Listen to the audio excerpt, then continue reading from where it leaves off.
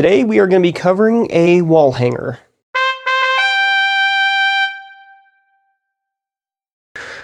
So, wall hanger, that can be easily described as a sword that is not meant for use. It's just meant to look pretty, hung on a wall, look cool, just a lot of times just fit in of whatever someone desires as what they wanted for a sword. A lot of times people misunderstand that a wall hanger is not a real sword and will use them as swords, which can cause a lot of harm to oneself. Today we are going to be covering a very unique wall hanger that I have recently found that a buddy of mine owns, and personally I hate it more than the pedestrian longsword, but I also love it more than some of my other swords, and that is Glamdring.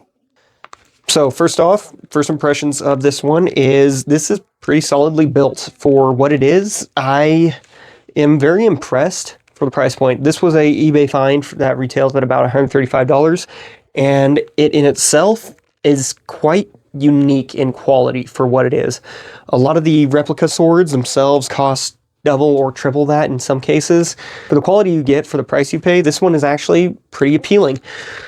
So being a wall hanger, this one's not meant for use. However, from what I've been able to figure and discern from it is the tang is actually a pretty solid tang in here. It doesn't fit any of the criteria for being a rat tail tang, and that is something to be encouraged by. However, because this is not mine, I do not feel comfortable twisting, turning, or doing anything to it to test to see what this handle material is made out of. My buddy did do some cutting with some water bottles and pool noodles, and it performed just fine. It had no issues. There's no rattle to it at all. The whole of it is still pretty solid. The blade itself is made out of stainless steel, and I don't know what type, the site does not say. However, it does have a fair bit of spring to it, which reminds me of a old 440 stainless steel I had, which is a type of knife steel.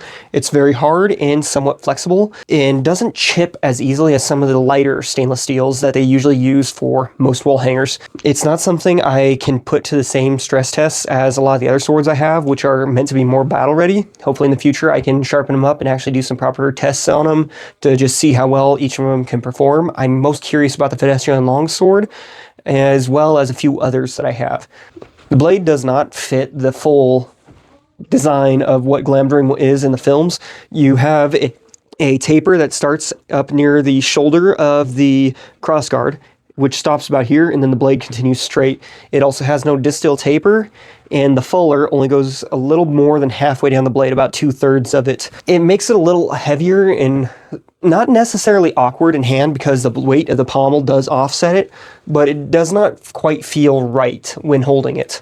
For a wall hanger, this thing is actually pretty impressive, honestly. I am surprised by the quality it is, because most wall hangers I've had in the past, they are beyond junk. Now let's get into the sheath. It does not come with any kind of belt or straps for hanging it, and you have to get a frog separate. My buddy got one of the ones that they sell on, I believe this was from Medieval Collectibles. I'm not entirely certain. It fits the scabbard very well. It hangs it at the right height, and when the sword is in place, it suits it just right. The metal furniture on the butt and the tip of it both fit this thing very nicely. When the sword is sheathed once more, it all fits together very nicely.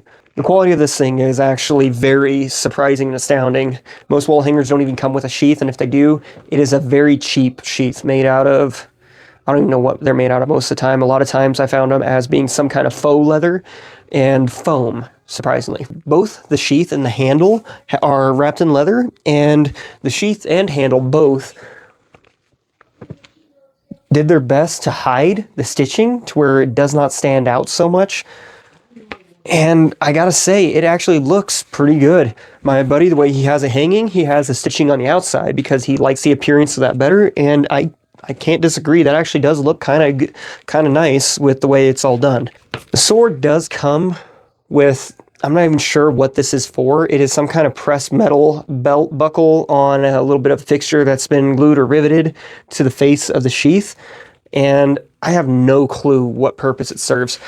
For the way that the frog works, it actually works pretty nicely for hanging it as a stopper so it doesn't slide past, and it actually stops it at a perfect point where when it's hanging on a belt, it's actually going to be hanging at a pretty nice angle.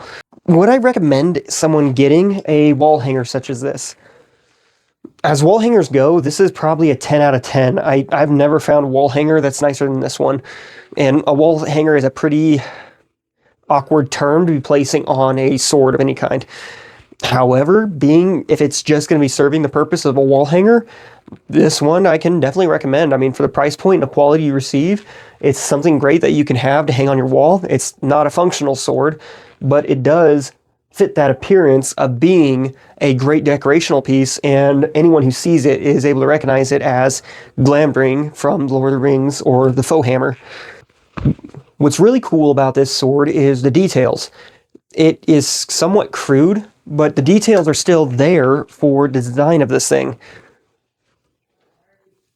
The writing is crude, but they actually did make some form of effort to attempt to impression the steel with the runes from the original sword itself, as well as adding in on both sides of the guard the blue gem that we see in Gandalf's sword.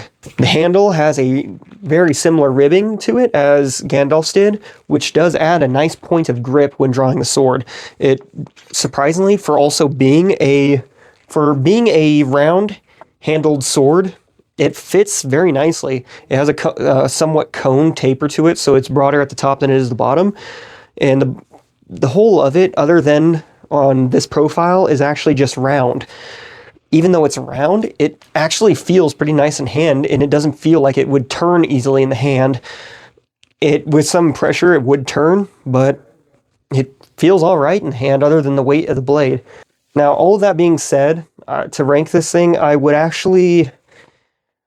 Compared to a battle-ready sword, I'd rank it pretty low. This would easily be a 4 out of 10 for across the board, being function, use, and appearance. Appearance definitely would rank higher, probably more of a 8 out of 10.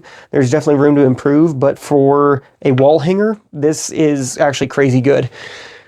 I would be hard-pressed to find a nicer looking and more appealing wall hanger of any kind.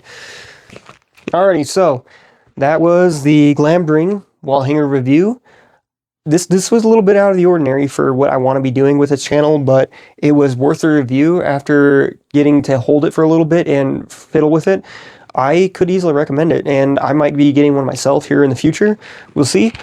But yeah, if you're someone that's just wanting a sword to hang on the wall, you don't want to use it, or in some cases you're wanting to cosplay as Gandalf, this would fit your need. This actually would fit your need for that.